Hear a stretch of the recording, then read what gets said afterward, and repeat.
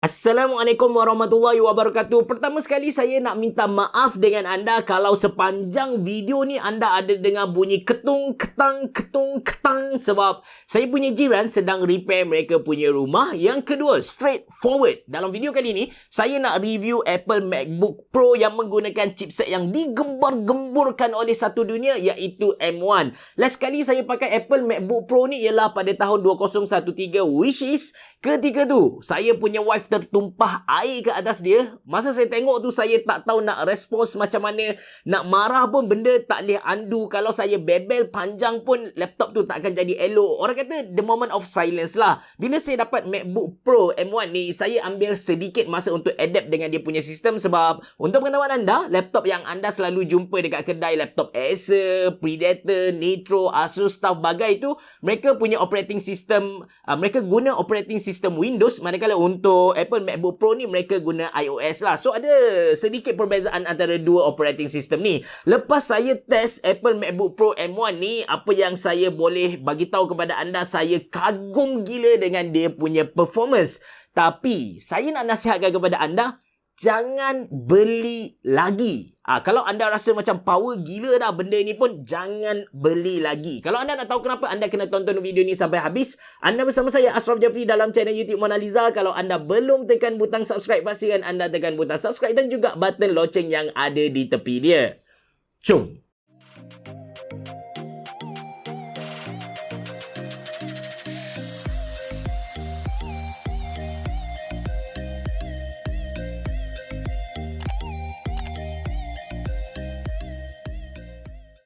Okey, sebelum kita mula, saya nak iklankan dulu untuk siapa-siapa yang tinggal di area Kota Baru dan mencari barang-barang komputer. Mona Lisa ada buat servis delivery. Anda beli dekat website Mona Lisa dan kami akan hantar barang ke rumah anda lah. Untuk siapa-siapa yang tak tinggal di Kota Baru pun, jangan risau, anda boleh beli secara online dekat website Mona Lisa. Alright, first kali kita bincang tentang dia punya spesifikasi sebab ni ialah main highlight untuk Apple MacBook Pro M1 ni. Berbeza dengan kebanyakan laptop, even untuk MacBook Pro sebelum ni pun, MacBook Pro 13 M1 ni guna SoC, System on Chip, yang mana semua sistem, dia punya graphic card, dia punya processor, dia punya I/O, semua ada dalam satu chip sahaja. Nak cakap ala-ala AMD APU pun ada, tapi dia lebih hebat dari itulah. RAM dia 8GB dan storage dia 512GB. Once anda beli yang 8GB, anda dah tak boleh nak upgrade dia punya RAM lah. Untuk dia punya storage, saya test dia punya speed untuk read dan write dapat sekitar 2500 MB per second.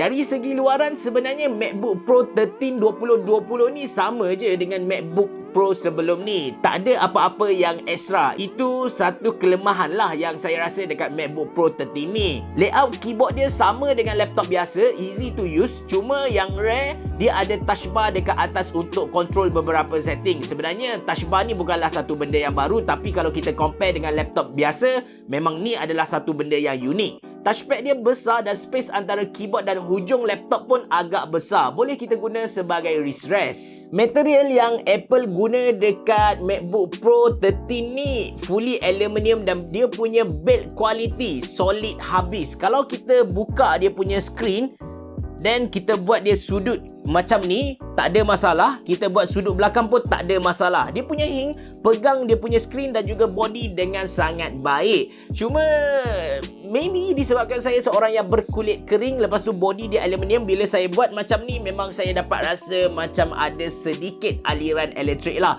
Benda ni bukan baru untuk saya, bukanlah berlaku dekat MacBook Pro 13 ni, tapi berlaku masa MacBook Pro 2009 lagi lah. And yes, dia sedikit annoying lah. Dari segi dia punya screen, dia punya color, marvelous bosku. Dia punya nits 500, retina display, sRGB 125 dengan True Tone, memang satu benda yang sangat-sangat awesome. Color dia lawa gila, font dia tu kita nampak dengan sharp habis. Kalau boleh fight dengan screen Apple ni, maybe Dell XPS yang pakai 4K resolution lah kot.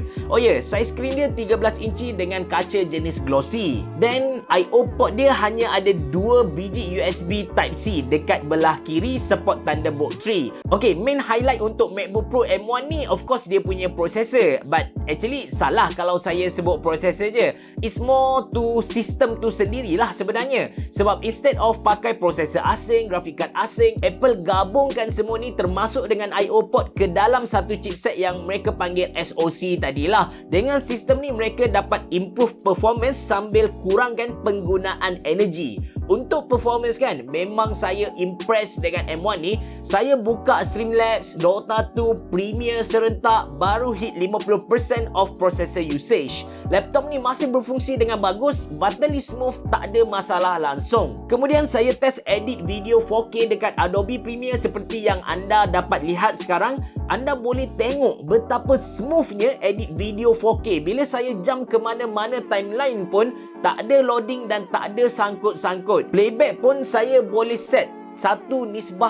Bayangkan 4K 1:1. Kalau laptop gaming, at least kita kena guna Ryzen 9 lah. Dan paling best, saya guna high performance ni untuk edit video 4K ni tanpa sambung power adapter. Padu habis babe. Dan untuk gaming, saya test dengan Dota 2. Macam saya bagi tahu di awal intro tadi, MacBook ni dia pakai operating system yang berbeza dengan laptop Asus, Acer yang kita selalu jumpa tu lah. Asus, Acer semua tu pakai Windows, manakala MacBook ni dia pakai iOS. Jadi tak banyak game yang MacBook ni support. Kalau anda pergi Steam, anda boleh check satu persatu game apa yang boleh dimainkan dekat MacBook. That's why orang kata MacBook ni tak diciptakan untuk gaming. Bukan dia tak mampu, tapi tak banyak developer yang sanggup keluarkan duit untuk buat game semata-mata MacBook. Apa-apa pun, ini dia gameplay untuk Dota 2 sebagai rujukan anda. Kemudian untuk bateri pula, macam saya bagi tahu, disebabkan dia guna SoC M1, bateri sangat-sangat jimat. Kalau untuk web browsing, kita boleh guna sampai 20 jam macam tu. Tapi bagi saya tu biasa-biasa sahaja. Kita dapat jumpa dekat mana-mana MacBook. Yang bestnya, kita boleh turn on MacBook Pro ni guna power bank handset kita sahaja. Kalau kita punya power bank tu cukup hebat, dia akan guna power bank kita untuk charge dia punya bateri. Tapi kalau power bank kita tu biasa-biasa sahaja, dia akan bypass bateri dan dia akan guna power bank kita. Dalam erti kata lain, bateri kita akan lambat rosak sebab bateri cycle tu kecil. Okay, ini kualiti webcam untuk MacBook Pro 13. Sebenarnya nothing special tentang kualiti webcam dia. Satu kualiti yang kita boleh dapat dekat mana-mana webcam yang lain. Cuma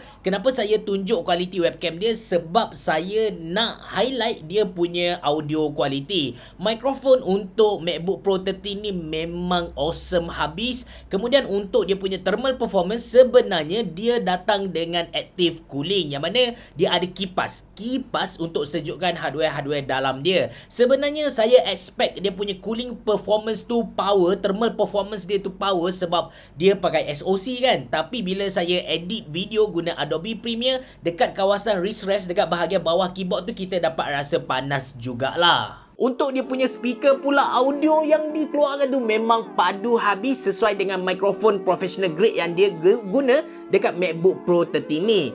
Okay, kalau anda tonton video saya dari awal sampai sekarang, anda tak jumpa pun part negatif yang saya cerita tentang MacBook Pro 13 ni.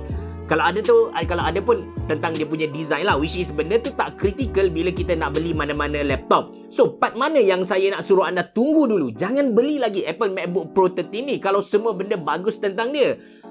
Part yang masalah dekat MacBook Pro 13 ni ialah dia punya software ataupun dia punya apps. Untuk pengetahuan anda, kebanyakan software atas muka bumi ni tak optimize lagi dengan chipset M1 ni. Jadi bila kita guna, akan ada bug, akan ada masalah. Kalau anda pergi dekat forum, anda baca review tentang MacBook Pro M1 ni, anda akan jumpa ramai gila orang komplain tentang Adobe Photoshop, ramai gila orang komplain tentang Bluetooth tak connect. Sebab apa? Sebab kebanyakan software ni dibuat khas untuk Intel. Jadi mereka kena guna Rosetta, layer translation bagai tu untuk optimize dekat MacBook M1 ni lah, MacBook Pro 13 M1 ni. So macam saya tunjuk kepada anda, Adobe Premiere tadi pun sebenarnya dia tak optimize lagi. Cuma kalau kita fikir balik kan, kalau kita fikir balik, bayangkan Adobe Premiere yang tak fully optimize dengan chipset M1 ni, dia dah butterly smooth macam tu.